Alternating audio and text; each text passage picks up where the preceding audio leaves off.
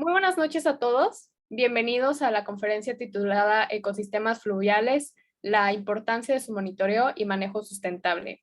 Esta conferencia está dada por una ingeniera mexicana en recursos naturales y agropecuarios en la Universidad de Guadalajara y tiene una maestría en manejo de cuencas hidrográficas en el Centro Agronómico Tropical.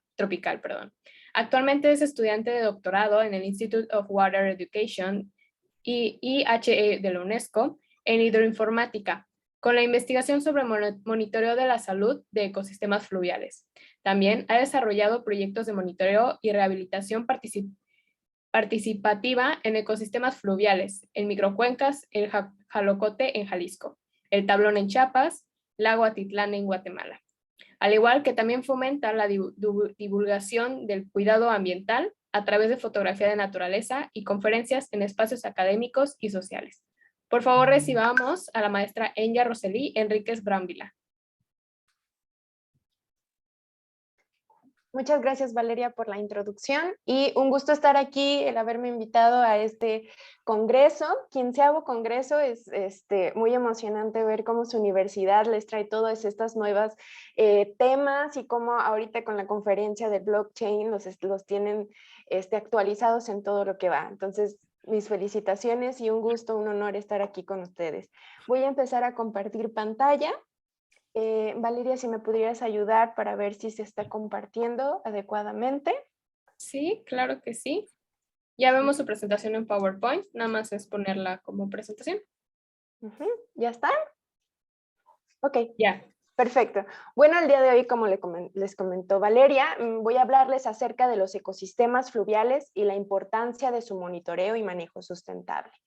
¿Qué es eso del ecosistema fluvial? Bueno, el ecosistema fluvial es hablar de ríos y depende de su enfoque y de su descripción, de la percepción que tengamos como investigadores o como manejadores. Para, por ejemplo, los ingenieros en obras y servicios ven al río como un curso que se tiene que manejar con canales de manera cuadrada y esta imagen de un biólogo que lo ve con un poco más de diversidad, plantas, animales, entre otras cosas. En esta ocasión en la conferencia vamos a ver al ecosistema fluvial, el ecosistema del río, de una manera hidroecológica y identificar qué importancia hay en su monitoreo, un monitoreo que nos guíe para saber en qué salud se encuentra y también para que nos guíe de qué manera enfocar las acciones de manejo.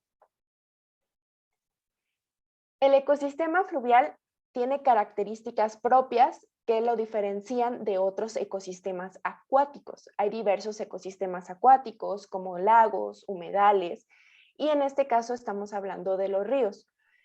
Tienen características propias de biotopo, que quiere decir sus características físicas propias del lugar, como cauce, corriente, la zona de inundación del río, y tiene características de biocenosis. La biocenosis es una diversidad biológica específica de este ecosistema, como la vegetación riparia, fauna ribereña, fauna acuática, vegetación acuática. Este tipo de elementos tiene ciertas adaptaciones que son específicas al ecosistema fluvial. Adaptaciones, por ejemplo, a inundaciones, a cambios de presencia o no presencia de agua, y mucha, por ejemplo, de la vegetación riparia necesita de inundaciones para poder regenerarse o volver a reconstruir su cauce. Entonces, todo este tipo de elementos son muy importantes en la estructura y funcionamiento de los ríos. El sistema ecológico que compone el río, como ya lo vimos, es el biotopo y la biocenosis. Y estos componentes principales, como corriente del río, que es el agua, el cauce que le da la forma al río, la zona de inundación, esa zona que cuando se vienen grandes cantidades de agua, se inunda y abarca una mayor parte de la zona del río, la biocenosis con la vegetación ribereña y fauna acuática, como los peces macroinvertebrados, tienen atributos. Estos atributos pueden ser estructurales y funcionales. Los atributos estructurales tenemos la cubierta, su forma, cantidad, y funcionales tiene que ver con el movimiento, cómo interactúan entre sí, los ciclos que tienen y la conectividad entre ellos. Ambos atributos estructurales y funcionales de sus componentes del río son muy importantes porque van a generar servicios ambientales. Los servicios ambientales, nosotros como en nuestro desarrollo humano y otros ecosistemas como humedales o los ecosistemas marinos, los necesitan como el ciclo de nutrientes, la conectividad de sus aguas de río arriba hasta la desembocadura de un lago o de un mar para poder generar sus servicios y su dinámica natural. Por eso, cuando nosotros vamos a voltear a ver cómo se encuentra nuestro río, tenemos que iniciar desde el principio, desde cómo se encuentra su estructura y funcionamiento, sus componentes y atributos. Así es como de manera general, trabaja un río. Ahorita vamos a adentrarnos más en su complejidad. Entonces, una imagen donde tenemos a un río y en el río podemos verlo a diversas escalas. Esta fotografía fue tomada a partir de un dron y es un río de montaña donde podemos ver su vegetación, podemos ver que tiene su corriente de agua, su forma, su lecho, y el mensaje de esta fotografía es que el río no es solamente el agua. El río es más complejo de eso y tiene una multi-interacciones dentro de su sistema ecológico. Si hacemos zoom en alguno de su cubierta vegetal, podemos encontrar una diversidad de avifauna. Si hacemos zoom en ver qué hay debajo de su agua, podemos encontrar una diversidad acuática. Cada uno de estos elementos cumplen una función para mantener la integridad ecológica del río. Esa integridad ecológica va a ser la que nos va a llevar hacia medidas de monitoreo de su salud.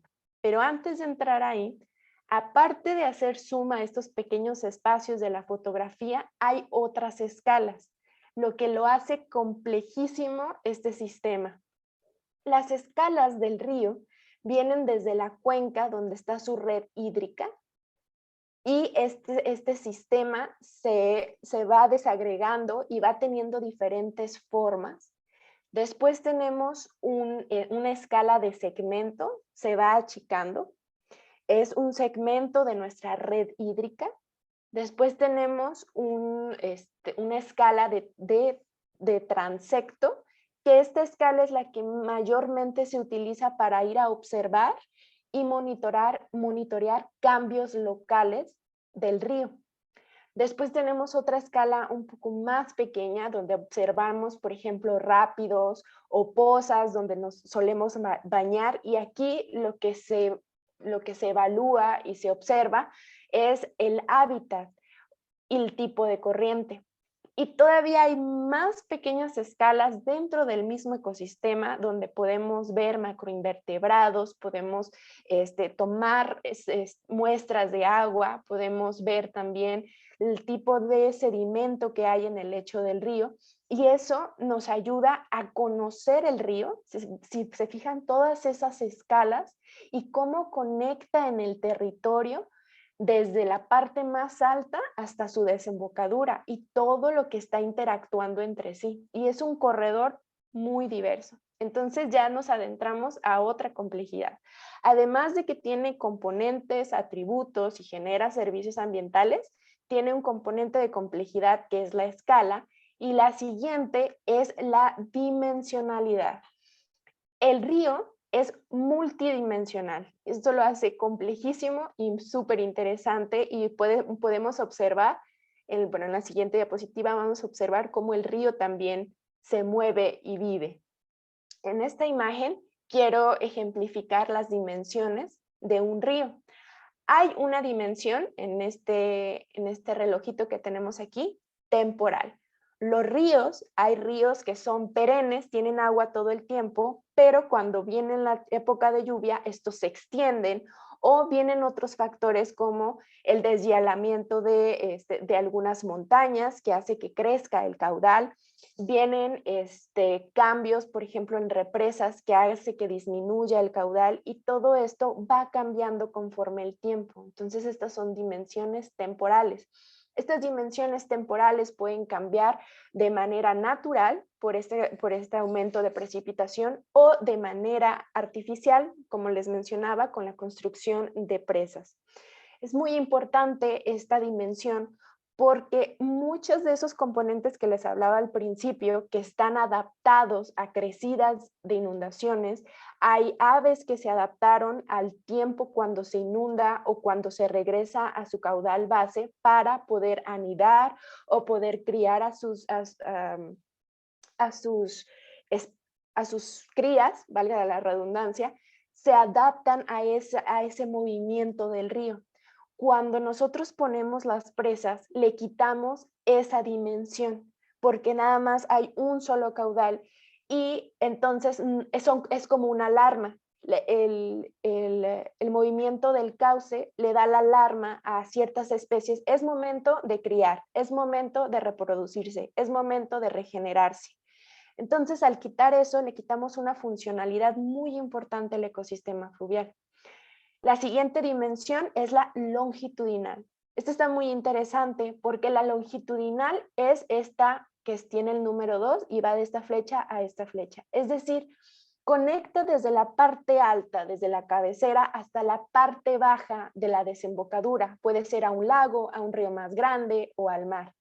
Esta dimensión lo que nos permite son ciclos y además nos permite el transporte, como el transporte de sedimentos, el transporte de nutrientes, el transporte de agua. Y esto es muy importante porque, por ejemplo, hay comunidades biológicas como los camarones, algunas otras comunidades del mar que necesitan de esos nutrientes que el río provee. Entonces, esta conectividad es muy interesante y necesaria para cumplir los servicios ecosistémicos que el río brinda a través del territorio, a través de la cuenca. Tenemos una tercera dimensionalidad que es la transversal. El río se expande.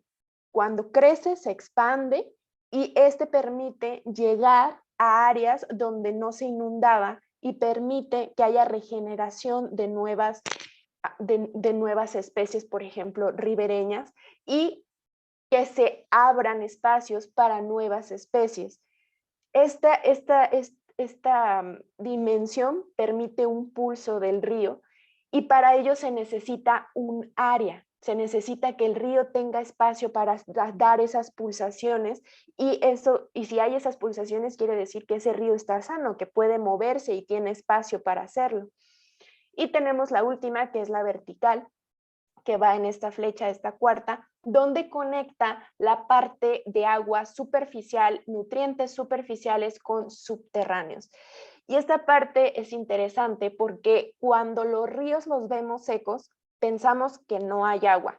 Pero, y ustedes, bueno, la mayoría, no sé si todos son de la zona de Cancún, donde tienen ríos subterráneos, tienen los cenotes, tienen todas esas redes subterráneas, sigue habiendo agua en la parte subterránea. Entonces, cuando nosotros, por ejemplo, metemos concreto, quebramos esa dimensión, cortamos esa dimensión y esa conectividad natural del río, lo que ocasiona que ya no haya ese intercambio, por ejemplo, puede ser de agua, de nutrientes que el mismo río tiene en sus funciones. Entonces, ya llevamos una complejidad más, que es la dimensionalidad. En la siguiente diapositiva les quiero presentar esta imagen de la NASA de cómo el río se va moviendo. Las imágenes satelitales son muy interesantes porque nos muestra ese dinamismo de los ecosistemas. A veces cuando nosotros pensamos en la naturaleza, pensamos que está estática y está siempre así.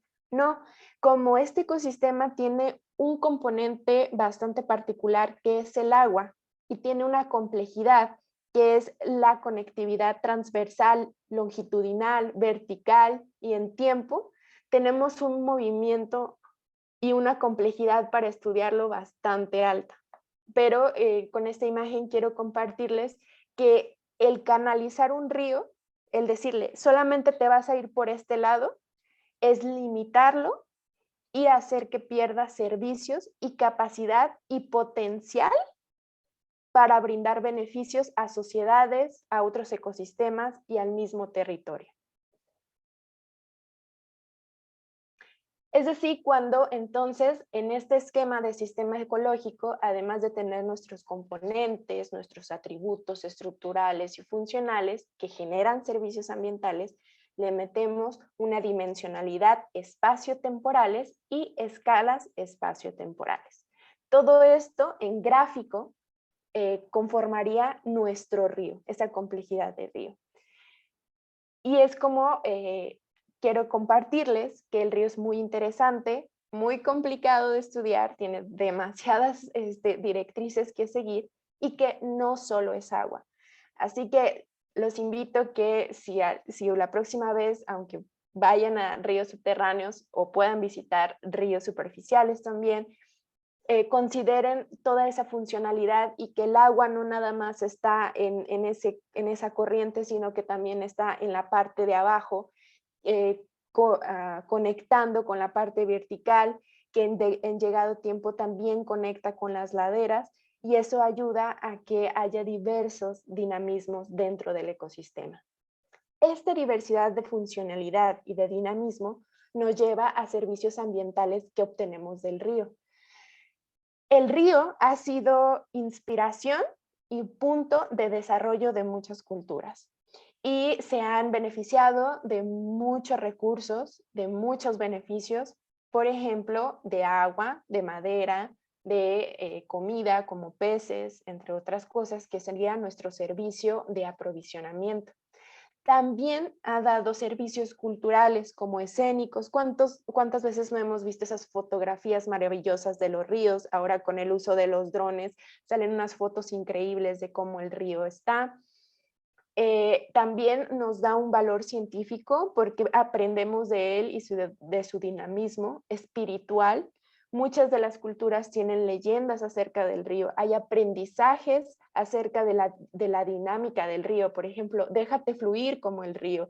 Sé constante como el río y que puede partir también una roca. Entonces, todo ese tipo de cosas son muy importantes y que nos han brindado la observación de estos ecosistemas.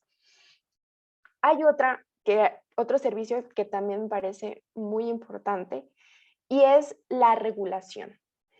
Esta regulación no la vemos siempre tan tangible como el agua cuando la tomamos o los peces que nos comemos, pero son muy importantes.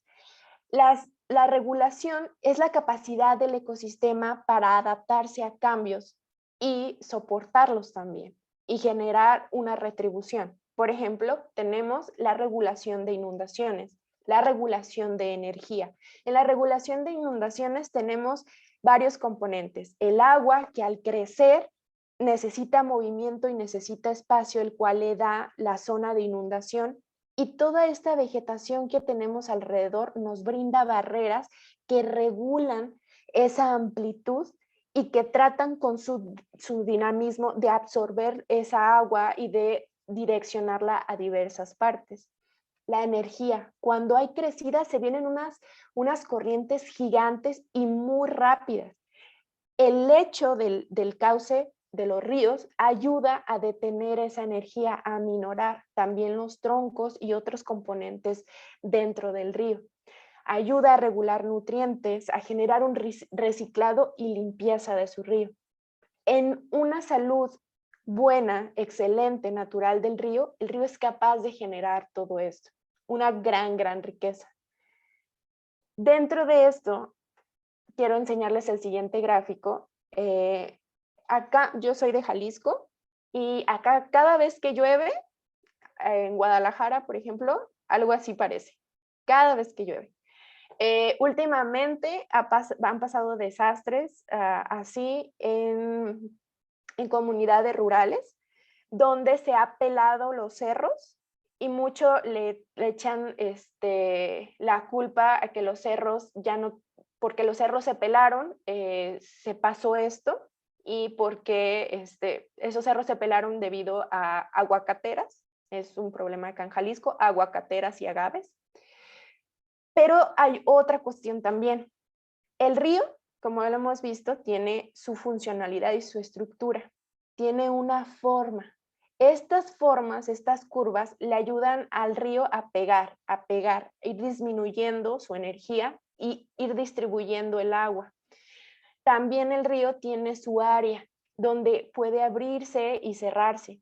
El río además tiene ciertos componentes, estos vegetativos, que les comento, ayudan a esa regulación. ¿Qué pasa cuando se llena de casas, se llena de industria?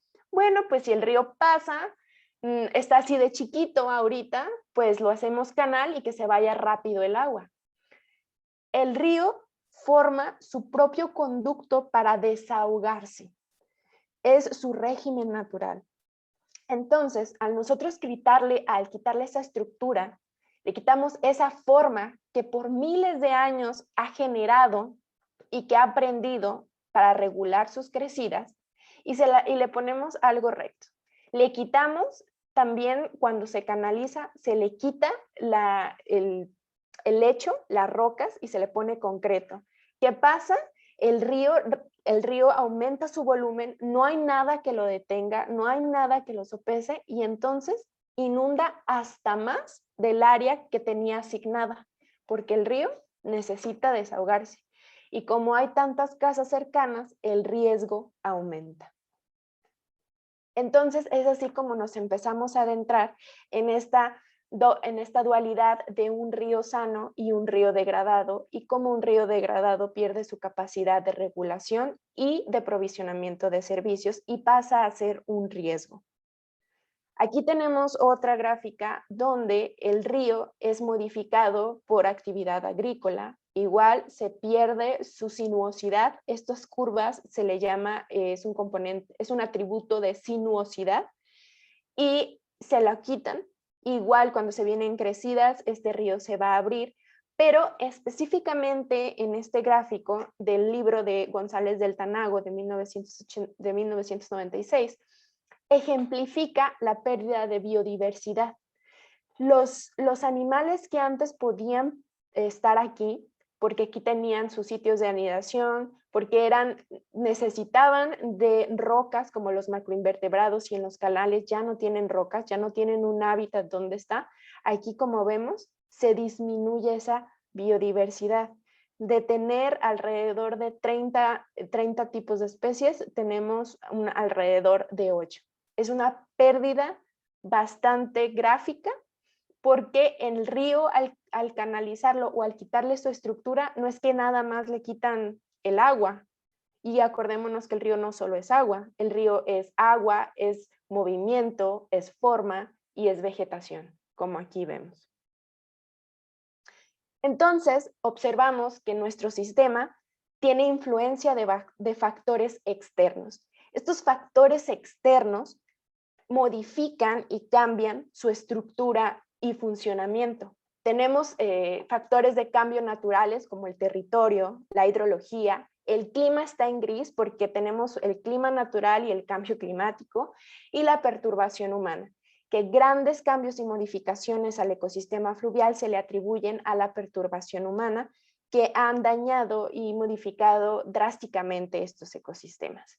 Nos adentraremos acerca de su factor natural, que es el territorio, geología, el clima, sin adentrarnos al cambio climático, la hidrología y el relieve. Esta imagen me gusta mucho porque ejemplifica algunos de los tipos de río. Otra complejidad que tiene es que los ríos no son iguales en todas partes. Hay ríos subterráneos, que ustedes bien los conocen. Hay ríos que son superficiales, pero cambian. Estos tienden a cambiar debido a qué tipo de valle tiene, si tienen valles confinados, si tienen pendientes pronunciadas, como en esta parte tenemos cascadas, si tienen cercanos relieves montañosos, si son valles abiertos donde pueden expandirse, o tenemos ríos dendríficos que están cercanos al mar. Entonces, cada uno de estos ríos debe de ser evaluado, monitoreado de diversas maneras, porque a cada uno de estos ríos le puede afectar de manera diferente los impactos antrópicos. ¿Qué pasa con los impactos antrópicos? Este río, que es más pequeño, si se le llena de estas áreas de producción, obviamente se le va a disminuir su área y también se les va a disminuir su volumen de agua, si es a diferencia de este, que es un poco más grande. Es entonces que nos adentramos a lo que es el río saludable en conjunto con la integridad ecológica y la resiliencia. La salud del río es esa integridad ecológica que le da la capacidad al río de adaptarse a cambios externos, autorrecuperarse y tener la capacidad de mantener su estructura y funcionamiento. Esa condición natural muchas de las veces es referida a la ausencia de perturbación humana. Cuando queremos conocer un río sano, nos adentramos a que tiene sus componentes naturales y no hay presencia de perturbación humana. Estos cambios de perturbación humana se le atribuyen inicialmente cuando inició el movimiento de monitoreo del río, liberen a los ríos, está pasando algo con los ríos, fue represamiento de los ríos y pérdida de continuidad, el cambio de la dinámica del río. Después tenemos la presencia de contaminación sólida, tenemos la pérdida de cobertura ribereña y la pérdida del área del río, tenemos la canalización, tenemos la sobreeutrofización de los ríos, estos ya se consideran ríos muertos, ya el río perdió su capacidad ecológica, su integridad ecológica y su capacidad de autorregularse. Esto ya podemos hablar de un río degradado, pérdida total. Igual en esta ocasión. Cada uno de estos ríos tiene diversos impactos antrópicos y es necesario generar acciones de monitoreo porque necesitamos saber dónde está pasando esto y qué tipo de degradación está sufriendo el río para poder lograr identificar qué tipo de manejo necesitamos invertir. Es entonces cuando entramos al tema prioritario de la charla, que es la importancia del monitoreo de la salud del río. Esta importancia recurre en identificar los cambios que los ríos tienen, como la pérdida de caudal, la pérdida de calidad, la pérdida de cobertura arbórea, e identificar qué perturbación no natural, es decir, impacto antrópico, está ocasionando estos cambios. Y es así a lo que se le llama el monitoreo de las condiciones o estados ecológicos del ecosistema de río o del ecosistema fluvial también llamado. A esta condición o estado ecológico es una medida de monitoreo que evalúa el ecosistema a partir de una serie de indicadores biológicos, físicos y químicos de los atributos que habíamos mencionado del ecosistema fluvial. Esto está basado en el marco de directiva del agua de la Unión Europea que promulgó en el 2000. A partir de esto se estipula que hay diversas condiciones en el río. Hay condiciones saludables del ecosistema donde se mantiene seguro y mantiene su estructura, pero hay estados en donde el río comienza a perder sus componentes y al perder esos componentes, imaginémoslo como un engranaje, al perder engranes empieza a perder esa funcionalidad de conectar entre engranes y hacer movimiento y entramos a un umbral precautorio donde este ecosistema está perdiendo su funcionalidad y entramos a un estado de pérdida total o pérdida de capacidad de autorregularse. En esta de pérdida es cuando empiezan los esfuerzos de restauración, es decir, cuando el humano entra a reforestar, entra a poner elementos. En esta zona precautoria, el río ha perdido elementos, pero si le quitamos los impactos y lo conservamos, el río aún es capaz de regenerarse, de generar nuevas especies de árboles, no nuevas, sino las mismas especies de árboles, pero regeneradas, volver a encontrar su forma de río. Y esto es muy interesante porque nos indica cuándo debemos tomar acción, meter mano y cuándo respetar la misma capacidad del ecosistema. Es así como este esquema a grandes rasgos nos dice cómo se evalúa y se monitorea el río. El río entonces nos ayuda el monitoreo del río nos ayuda a identificar la cantidad, en este caso son porcentajes generales, ahorita les voy a presentar los diversos, hay una diversidad de índices que nos indica en qué porcentaje de impacto antrópico se encuentra el río, un porcentaje de impacto antrópico y otro porcentaje de cambios en el río. Entonces, si estamos en este punto, es que tenemos cero presencia de impactos humanos y la mayor cantidad de componentes naturales propios del ecosistema de río. Entonces nos encontramos en una calidad excelente de referencia natural.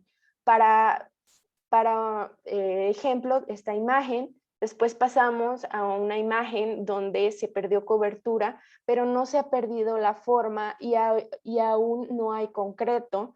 Y si quitamos ciertos impactos como ganado o reforestamos, podemos recuperar la zona y el río aún puede ser capaz de brindar servicios ambientales y podemos encontrarnos en una situación buena o aceptable.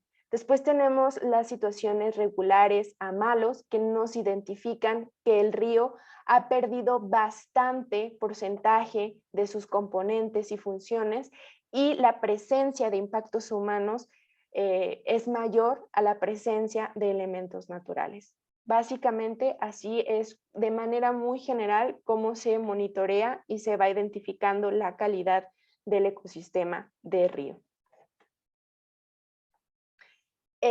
Esta es un listado general de metodologías de índices visuales y métricos para evaluar el río.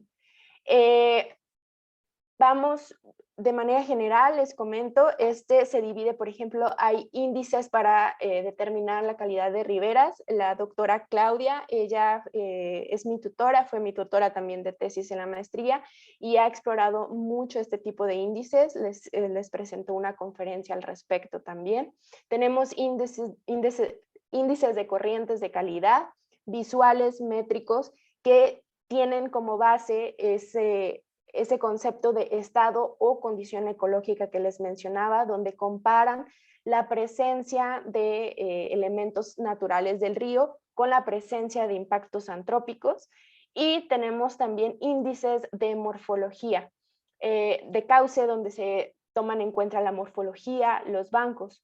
Lo ideal es que se tomen en cuenta estos tres porque volvemos a lo mismo, es un ecosistema multidimensional y que tiene varios componentes.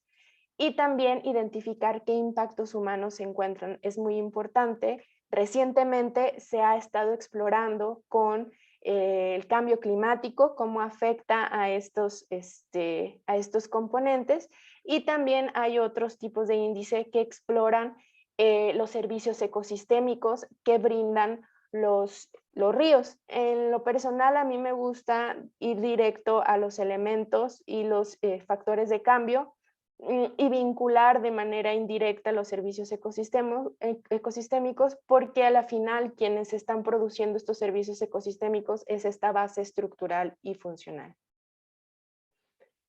Hay diversidad en formas de monitorear y evaluar el ecosistema. Esto va a depender si quieres que sea una evaluación visual, métrica, estimación humana. Hay gráficos que cuando uno va a campo y observa el río y observa el gráfico, uno dice, ok, este gráfico se adecua más a este tipo de río, lo cual me dice que es un río degradado. Hay índices de observación, de estimación. Actualmente se están desarrollando prácticas y la hibridación entre los índices visuales, pero en lugar de usar el ojo humano, con sensores remotos, imágenes satelitales e inteligencia artificial. Es decir, los datos que se recuperan del río ya no son analizados por personas, sino por un modelo y un sistema de inteligencia artificial. Otra diversidad de métodos de monitoreo del ecosistema es de una manera local o una manera a gran escala. Los monitoreos locales normalmente se hacen de transectos de 100 hasta 1 kilómetro de recorridos en el río. Estas se hacen a partir de observación, toma de muestras, toma de mediciones en campo e incluso encuestas de percepción de personas locales. Y tenemos otro tipo de monitoreo a gran escala, que son datos acumulados de esas pequeñas muestras que se acumulan. La otra es a partir de sensores remotos, de imágenes satelitales, por ejemplo, de cubiertas del territorio. Un índice muy utilizado en sensores remotos es el NDVI, que es un índice de vegetación. y se utilizan bases de datos hidrológicos para determinar, por ejemplo, el caudal ecológico. Estos son como tipos de monitoreo de la calidad del río en diferentes escalas. Hay protocolos que se deben de seguir para poder evaluar el río, y el primero es acerca de caracterizar el ecosistema fluvial. Primero se tiene que caracterizar, se tiene que identificar qué tipo de río es, porque no es lo mismo, como les mencionaba, un río de costa a un río de montaña y tiene sus implicaciones. Y después se tiene que generar un área específica de ese ecosistema fluvial. Aquí hay muchísimo que hacer, porque como el río es movimiento, es difícil o ha sido complicado identificar ecológicamente cuáles son los límites de los ríos, y eso se hace en campo y es mucho trabajo. Lo siguiente es la recolección de datos de indicadores de interés, puede ser de agua, de manera local, observacional o por sensores remotos, como aquí lo observamos. Y el tercer gran paso es el análisis de la condición ecológica. Muchas veces se hace de manera visual, se hace por percepción humana, se le da un valor conforme los resultados de los índices, se les hace de manera matemática, se va sumando y paramétrica, es decir, por ejemplo, los parámetros físico-químicos tienen rangos numéricos, y entonces uno dice, a mí me salió este dato, entonces el rango numérico que se asemeja al dato es de una condición buena, regular o mala.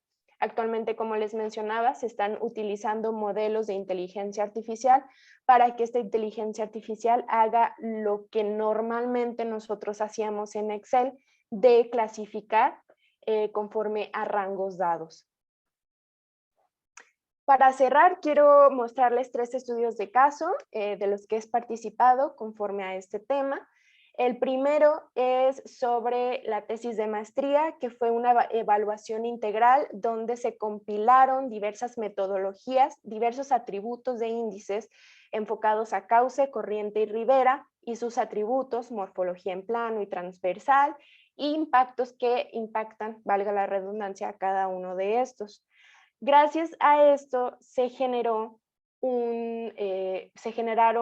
las observaciones de transectos. Estos transectos fue en el río El Tablón, en la cuenca de Chiapas. Este es el río principal, y cada uno de estos puntos naranjas son transectos de 250 metros, donde se observaron los atributos que les mencioné, y se hizo la evaluación de la calidad de la condición ecológica del río.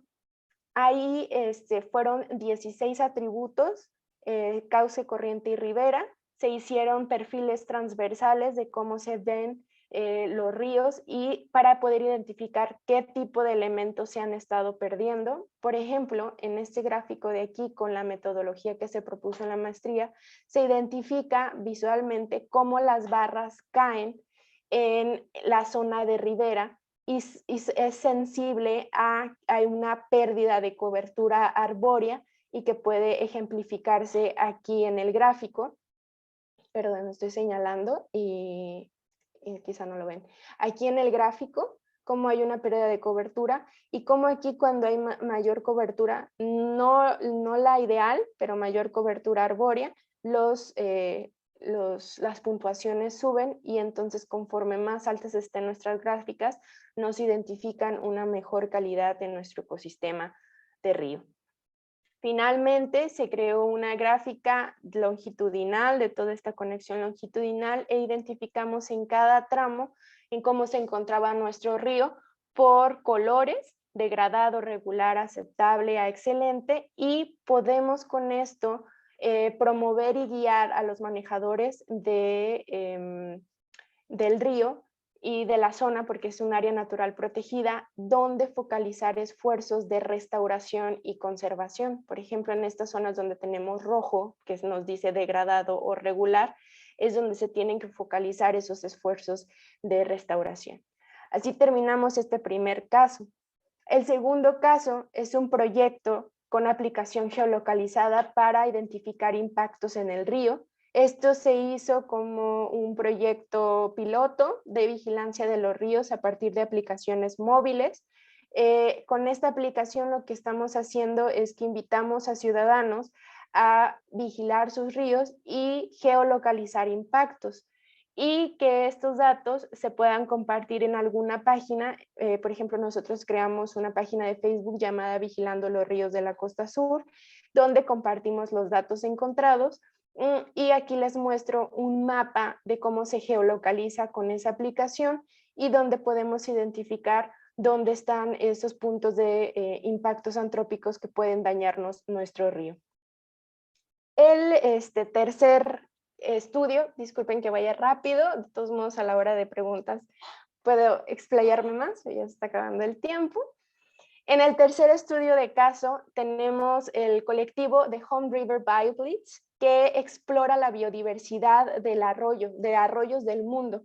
Entonces invita a líderes locales a impulsar la aplicación de iNaturalist para monitorear la biodiversidad de los ríos y poder con ello identificar qué ríos pueden encontrarse en buen, regular estado, dependiendo de la biodiversidad que éste mantenga. Y este es un pequeño mapa del resultado que obtuvimos de este evento de geolocalización de biodiversidad en un río con la aplicación iNaturalist. Se generó un polígono de un transecto alrededor de 2 kilómetros aproximadamente del transecto, que fue recorrido por 21 ciudadanos. Esa es donde entra las aplicaciones de ciencia ciudadana para contribuir en datos, y se geolocalizan las diversas especies que ellos observaron en un dado tiempo. Lo que más se observó fueron insectos, y estas son algunas de las fotografías icónicas que ellos observaron dentro de este recorrido. Es donde se fomenta la participación ciudadana, la observación con el uso de aplicaciones digitales para proveer información, para identificar cómo se encuentra nuestro río y focalizar y ayudar a guiar tipos de manejo. Esta es otra aplicación donde se identifican los tipos de paisaje de ríos. En esta los ciudadanos recolectaron fotografías de lo que observaban en el río y ayuda a tener una base de datos de cómo se encuentran en estos puntos geolocalizados. Finalmente, quiero compartirles la idea general de mi tesis de doctorado que ahora estamos haciendo, que es generar un esquema, un marco, donde a través de la participación ciudadana nos brinden datos como las de biodiversidad, como observación de la cobertura arbórea, como la observación de impactos como basura, extracción de suelo, y en conjunto con observaciones de datos de sensores remotos podamos visualizar cambios del río no naturales y poderlos juntar todo en una base de datos que nos permita compartir gráficos y mapas georreferenciados de la salud del río para poder guiar a manejadores de ecosistemas fluviales a través de esta integración de la participación ciudadana, que es muy importante involucrarnos como ciudadanos, tanto en la toma de datos como en observar qué está pasando en nuestro medio ambiente. Para finalizar, y como el título decía, ¿qué podemos hacer al respecto? Yo los invito a que observen sus ríos subterráneos, sus ecosistemas, y puedan aportar innovaciones y ver qué elementos hay en zonas naturales donde no hay presencia de impacto humano y cómo pueden desarrollarse las actividades humanas en conjunto con los elementos de los ecosistemas, porque obviamente tenemos que desarrollarnos, pero hay que desarrollarnos de una manera más inteligente y más responsable con nuestro ecosistema fluvial. Muchas gracias y quedo atenta a cualquier duda. Muchísimas gracias, maestra Enya. Muy interesante su plática y su conferencia magistral. Proseguimos con el espacio para preguntas y respuestas por parte de la maestra. Pueden alzar la mano o pueden escribir su duda por el chat. También en el chat les vamos a dejar un link para que por favor no nos puedan contestar. Es un link sobre esta misma conferencia, sobre la satisfacción de esta conferencia. Y también les comentamos de que el video de esta conferencia va a ser subido a la página de YouTube del Congreso de Ingenierías para quien desee volver a verlo o compartirlo. Dejo de compartir, Valeria. Vamos a ver. ¿Sí? Listo, ya, no lo encontraba. Perfecto. Muy bien. A lo mejor no quedó ninguna duda. De hecho, sí hay. Ah, Ya sí. tenemos dos. La primera, ¿las dimensiones se aplican también para los ríos subterráneos? Sí, solamente hay una mayor complejidad en los ríos subterráneos.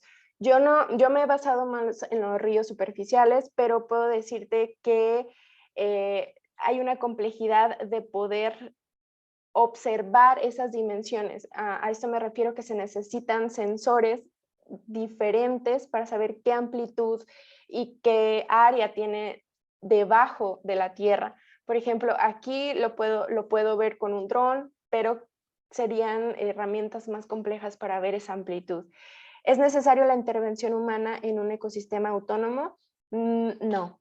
Esto es lo interesante. Hay que identificar qué tipos de impactos se ha generado y cómo se encuentra el ecosistema para saber si este ecosistema es capaz de autorregenerarse.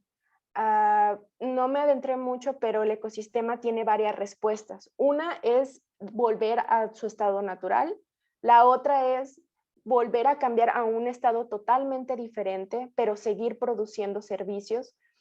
Y depende de qué tanto ha perdido para nosotros determinar si necesita o no ayuda. En un ecosistema natural y saludable podemos decir que este tiene resiliencia, es decir, puede adaptarse a perturbaciones y puede regenerarse. Ahí podríamos decir que es un sistema autónomo, pero cuando se quiebra ese umbral, el ecosistema pierde esa capacidad de resiliente y es cuando la intervención humana es necesaria. ¿Sí? Muchas veces queremos meter mano en muchos ecosistemas que no necesitan meterle mano. Por eso es importante el monitoreo para identificar cuándo se necesita meter mano. Y no solamente en ecosistemas de río, también en bosques. Porque a veces quieren reforestarse muchísimo y el bosque tiende a tener su propio tipo de reforestación. Parte del clima, ¿qué factores naturales hacen que aumente el agua en el río? El deshielamiento si tenemos cerca montañas con hielos, esto también puede aumentar. Hay otra parte bien interesante que es los terremotos. Los terremotos pueden abrir ductos subterráneos que pueden alimentar a los ríos o al revés, pueden jalar el agua. Es muy interesante porque pues también aplica geología, tectónica y la otra cosa bien interesante de esto es los volcanes. Si hace un volcán erupción y hay ríos cerca, por donde se va a ir la lava van a ser por esos ductos, porque los ríos se han evolucionado para transportar, para llevar, y por ahí se va a ir la lava así, bueno, como acá sí tenemos volcanes y en Costa Rica donde viví tenemos muchos volcanes, eso nos decían mucho. No se preocupen, se va a ir por el río. Muchas gracias.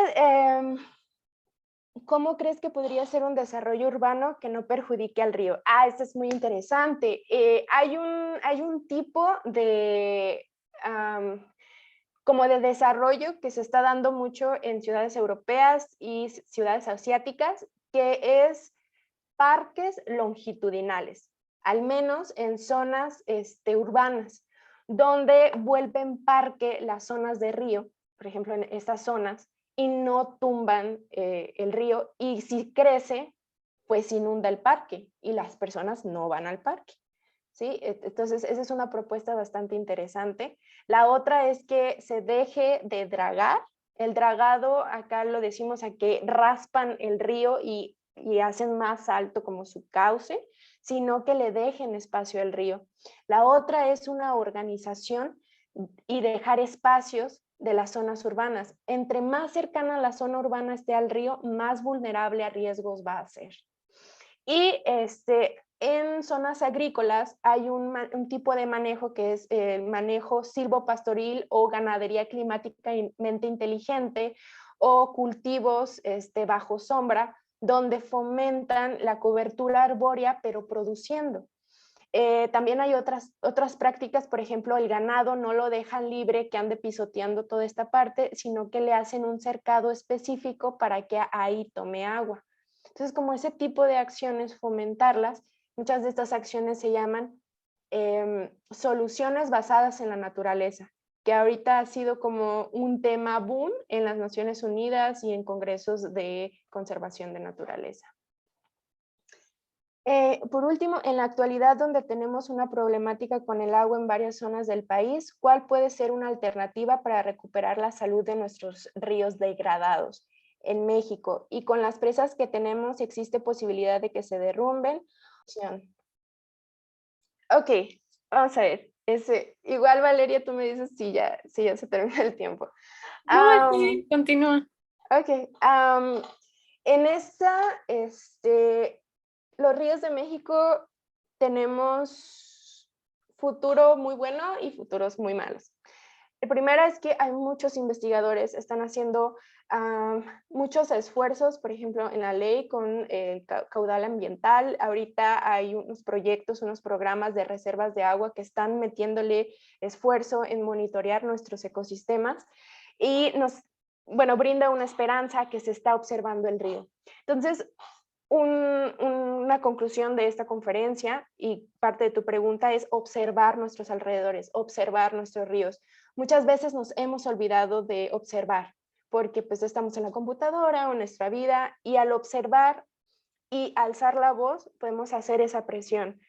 Como investigadores, nuestra responsabilidad es divulgar la información, no solamente científicamente, sino decir con fotografías, también pueden ser con videos o con conferencias a la sociedad en general de lo que está pasando para que haya más presión. En cuanto a las presas, es posible, pero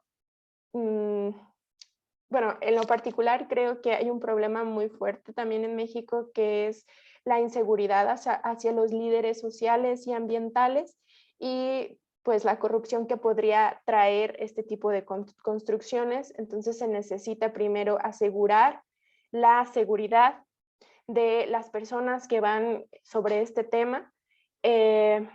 Así podría mencionar ese tema de esa manera.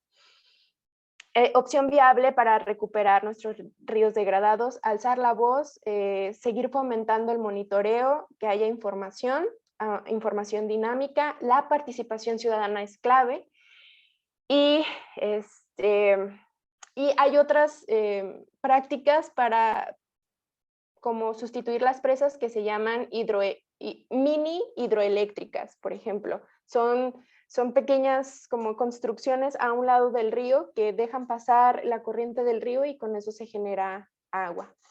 Y por último, ¿existe algún río o sistema fluvial que haya sido creado de manera artificial? Y si sí existiera, ¿cómo han sido sus resultados? Pues de manera artificial todo una red hídrica, no creo. Pero ríos artificiales, quiero creer que te refieres como a canales, podría decirse, o como abrir un ducto donde se vaya el río. Sí se han hecho, se hacen mucho para llevar agua donde antes no llegaba. El problema con esto a veces es que pues el río reconoce su lugar o puede generar como ese nuevo ducto o esa nueva línea no es reconocida, pues puede generar inundaciones donde antes no se tenía. Lo interesante también de tu pregunta es si crearon ríos naturales, que quiero creer.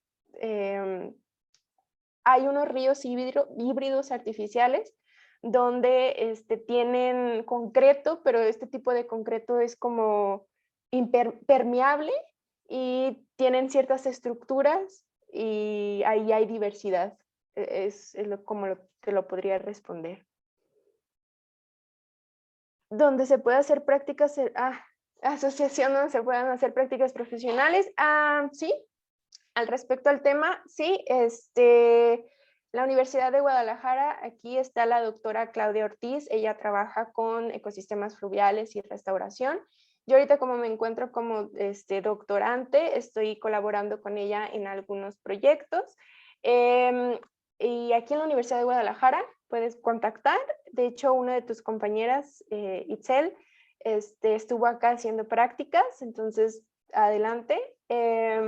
También en la INECOL, me parece que tienen sobre servicios ecosistémicos y restauración.